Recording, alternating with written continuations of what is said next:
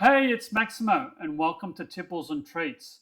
Today I'll be sampling the Jura single malt Scotch Whisky. Join me.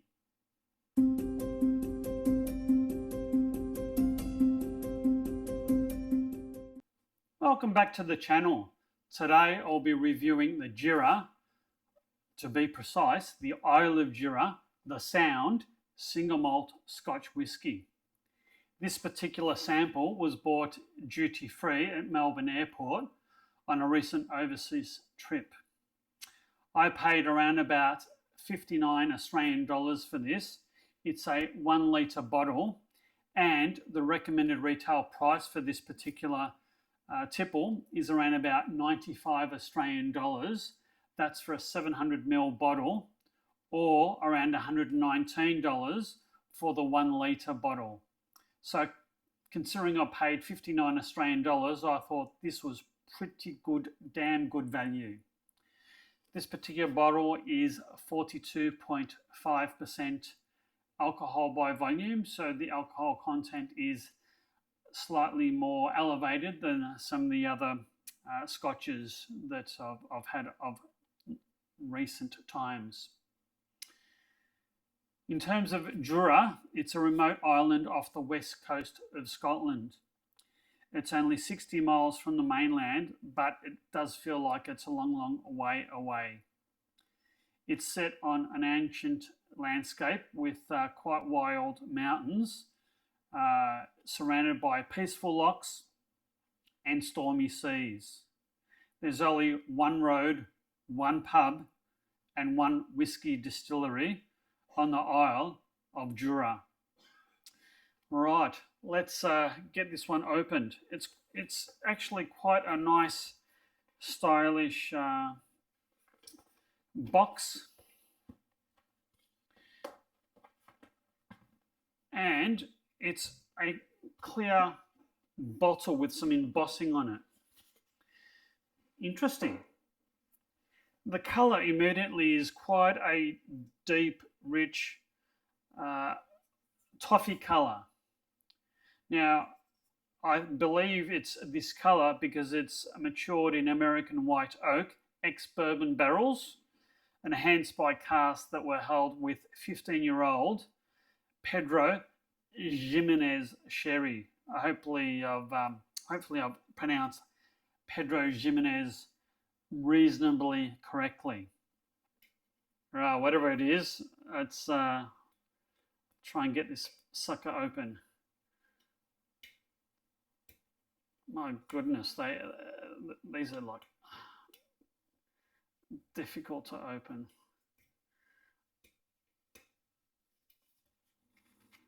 No, impossible. I shall get a suitable instrument to open this, and I shall return. All right, so I've used my opening instrument, and oh, that's a hugely satisfying pop of the cork. Now for the pour. What a nice colour. I'm afraid the pour wasn't as satisfying as the pop of the bottle. It's probably to do with the shape of the bottle, but nevertheless. All right. The nose is quite interesting. It sort of tastes like it smells like raisins or dried fruit. I think it's quite sugary and quite inviting. Interesting. The tasting notes say that there's a nuttiness intertwined with spices, honeyed sultanas and grapes. Whoever wrote this said it's hugely inviting. Well, certainly overripe fruit or dried fruit, that's what I'm getting, not really the spices. Let's give this one a go.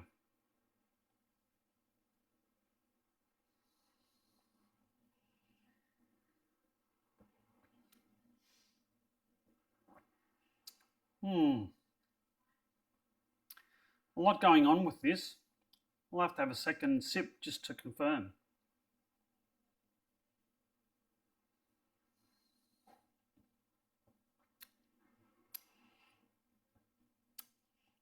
I get the overall sense that this is quite sweet. It's actually quite light and fruity at the front of the palate. And then the flavour sort of immediately rushes to the back of the palate, and there's a burn, there's sort of a gingery burn, and there's sort of a flavour explosion that sort of coats the whole back of the palate. I'm still getting the predominant aftertaste is sweetness, and it's got a reasonably long lingering finish of spice as well. Interesting.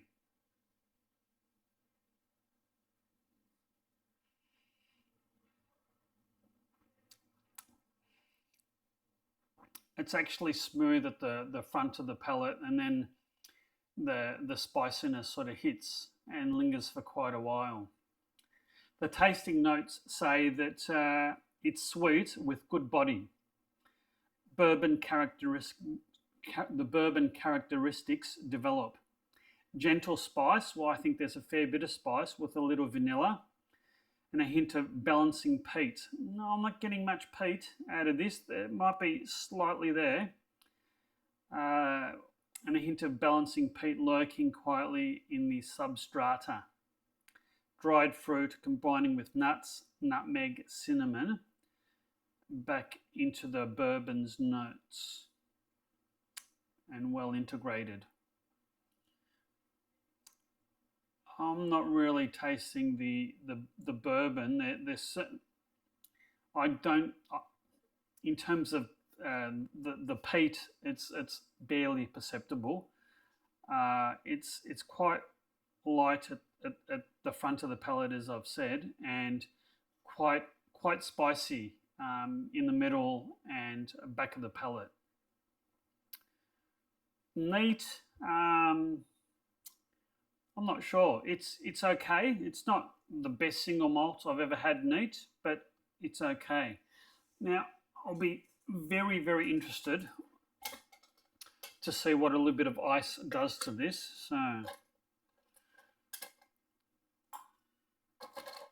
my ice cubes are relatively small at the moment, so 3 cubes should do it.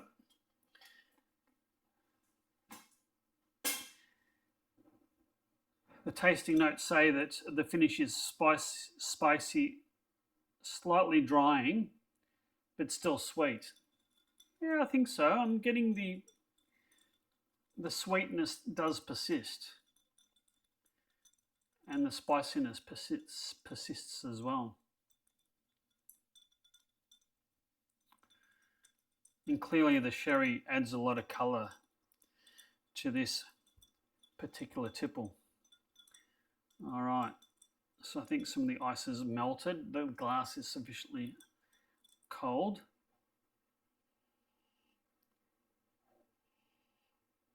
I think it's improved the nose. It's sort of brought out perhaps the vanilla. The vanilla and dried fruit is what I'm getting. Cheers.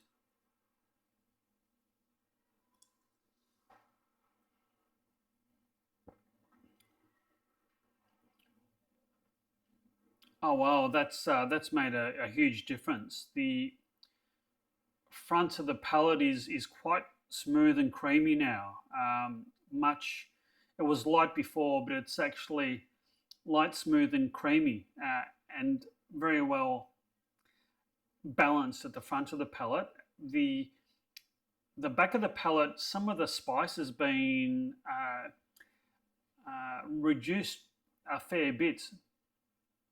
And I think a little bit of the peatiness has been brought out. neat. It was okay.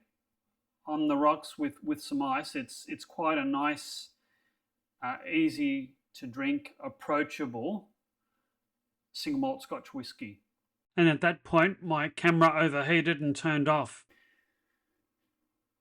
So this has been a wonderful, wonderful single malt Scotch whisky. I think on the rocks, it's a superbly balanced, easy to drink, quite smooth, quite complex single malt Scotch whisky. I've got a litre bottle here, and for $59, I think it was remarkably good value. And on that note, I hope you've liked this video review. If so, please hit that like and subscribe button, and hit that notify bell so you'll never miss another upcoming video. And until our next video review, you take care and cheers.